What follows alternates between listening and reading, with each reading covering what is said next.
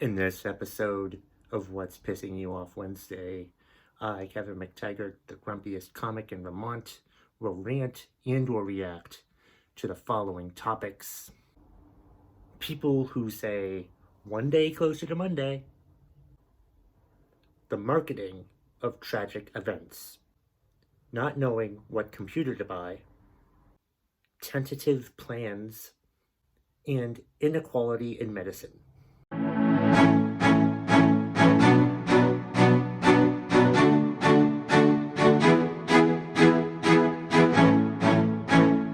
Alright, the first one comes from Katie Keeler. She's pissed off at anyone who uses the phrase, one day closer to Monday.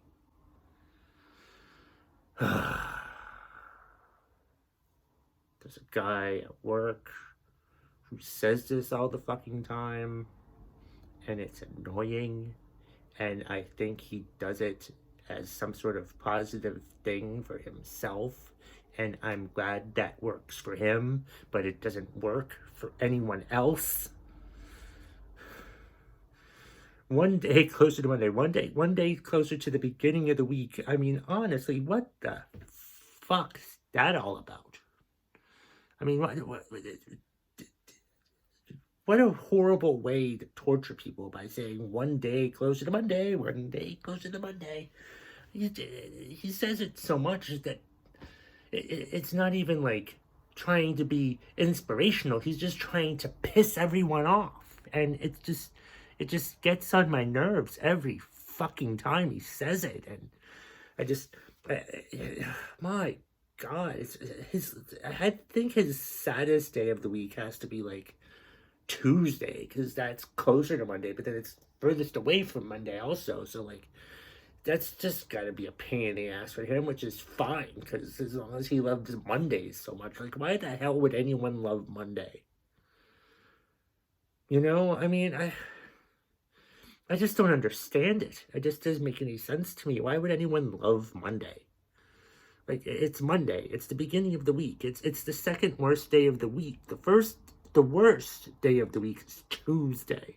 I've done a podcast episode about how much Tuesday sucks, because it's after Monday. At least you're back from work, but with Tuesday, you've had your first day from the first day of the week from Monday, but then like you're the furthest from the weekend, and nothing really happens on Tuesday. You have hump day for Wednesday, and then you have Thursday, and then which is right next to Friday, and then you have Friday, which is the best day of the work week, but like Tuesday sucks. But coming in every damn day and saying one day closer to Monday, you're not doing it to be inspirational, you're just doing it to be a dick.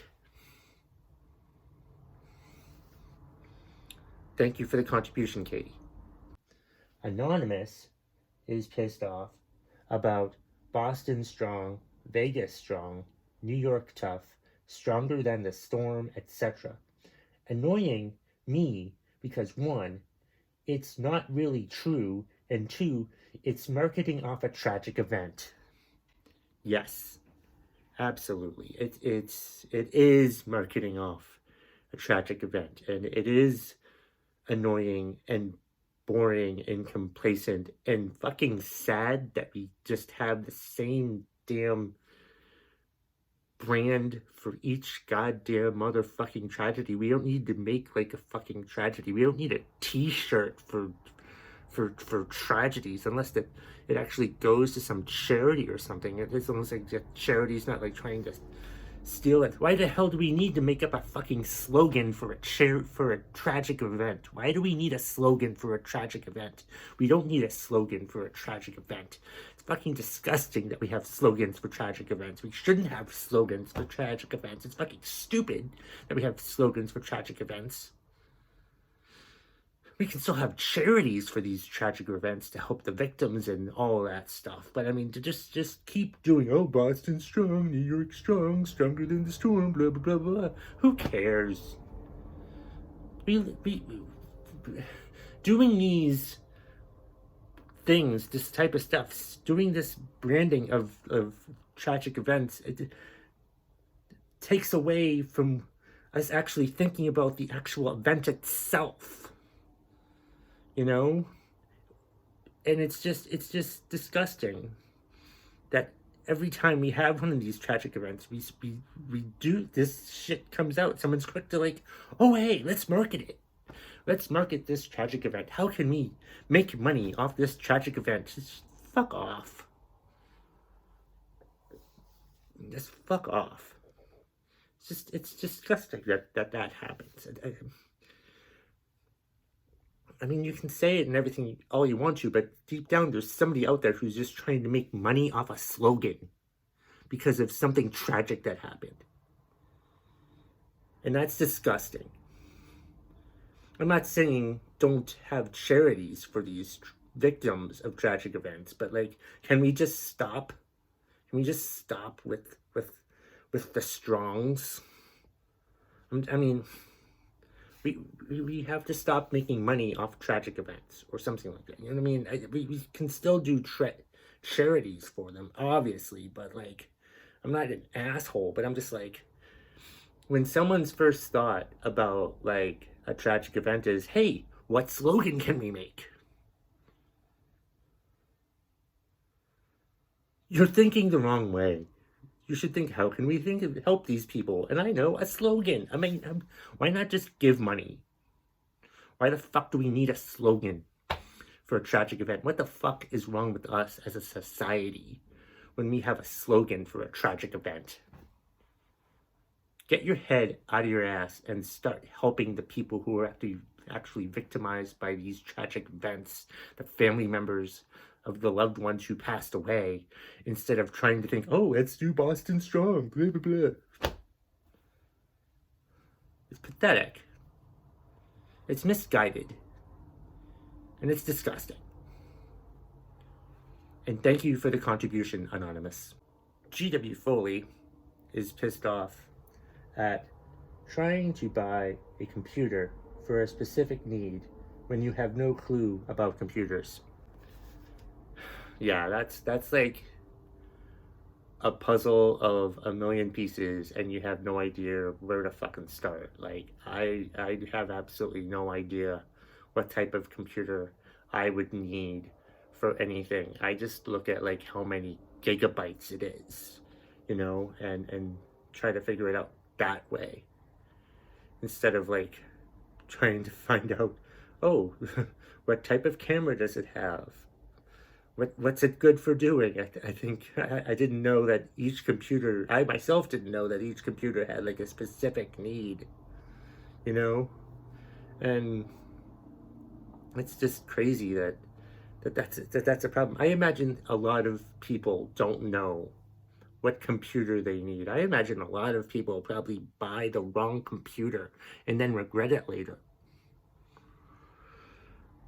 And then you trust these salesmen to sell you the computers. They don't know shit. They know less than you do. If you go to like a Best Buy and the salesman tries to make you buy a computer, but it's really just the most expensive computer so he can make some sort of commission off it, when it actually has nothing to do with helping you try to, you know, get the specific type of computer that you actually needed. Defeats the whole fucking purpose. They don't give a shit about what you actually need. They only care about how much money they can take from you. And you try to do research, but every website's going to tell you everything's different. They're going to have a different list and rank it all differently because they're all affiliated with the company, a manufacturer of these computers. Or of course, they're going to list theirs first and the other ones worse. And there's no like real objective way to find out which one is the best. Is it ever really objective? Like, you look up these damn lists to see, oh, what's the top computer? There's no definitive list. You'd like to think that there is, and you see that there is, but I'm sure that these magazines that like put out the lists for like the best computers don't actually have, you know, it's not the actual list. It's not objective, it's subjective. So it's frustrating having to go out there and find a computer that actually will do what you want it to do. I hope you find the computer that you're looking for, G.W. Foley, and happy birthday. And thank you for the contribution. The next one comes from Danny P. He's pissed off at tentative plans. Okay, let me just make a whole other contingency plan that I will have to bail on because the other person decided to finally commit. That sucks when, like, you have someone that you're supposed to make plans with, but you know that this person consistently bails on his plans or isn't really good at making the plans with you, so you have to, like, make a contingency plan of what you're going to do in case this guy bails on you again, so you can bail on those plans and piss off those people because you're gonna finally go hang out with the person that you wanted to hang out with in the first place.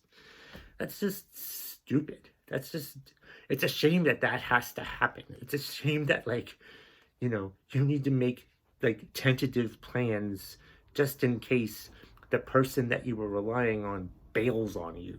I mean, what you must have shitty friends, Danny P, if you have to keep doing that. And if that sucks that you have to, like, keep, doing that, and that you also pisses you off so much that you decided to contribute to what's pissing you off Wednesday today. And it's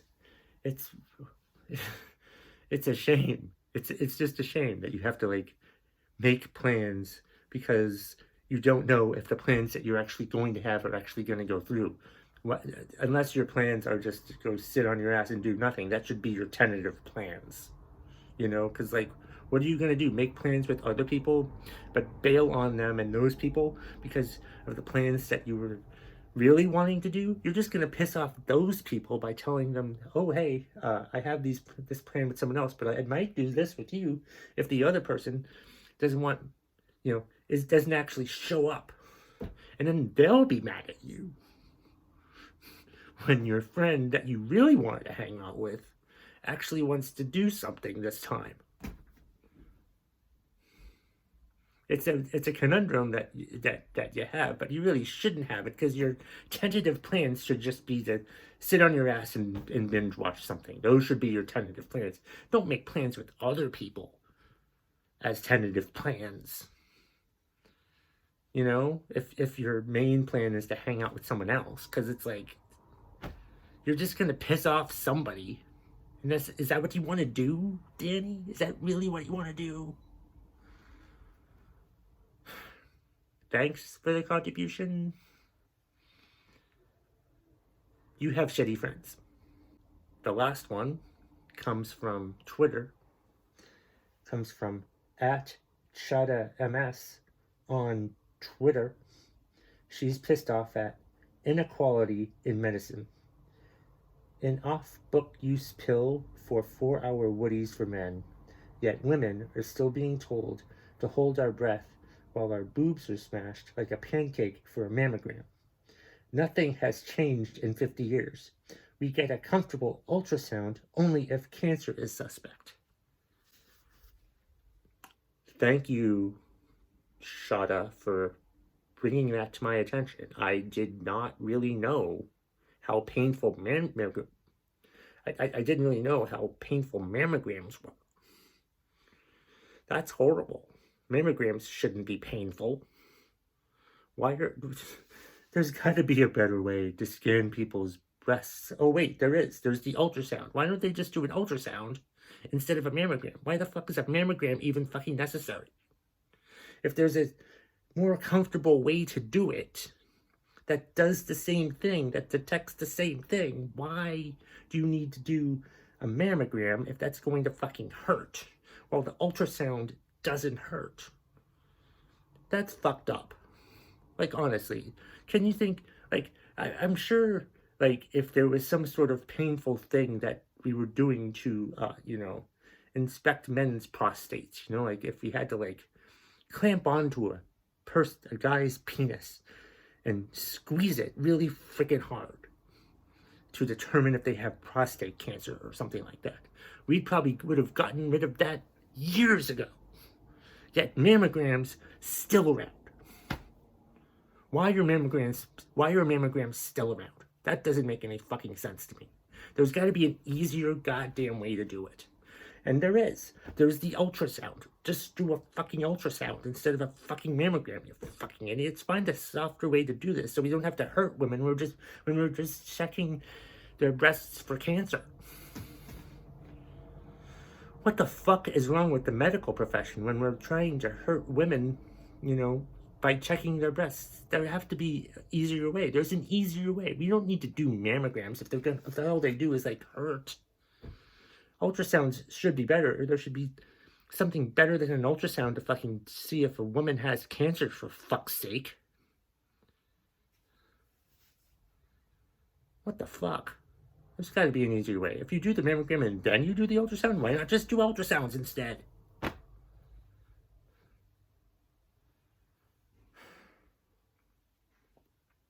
Anyway, thank you for the contribution, and thank everyone for contributing to this week's episode of What's Pissing You Off Wednesday for April 27th, 2022. Please subscribe to the YouTube channel if you're watching this on YouTube, or subscribe, rate, and review if you're listening to this on Apple Podcasts or wherever you're listening to podcasts. Happy What's Pissing You Off Wednesday, everybody.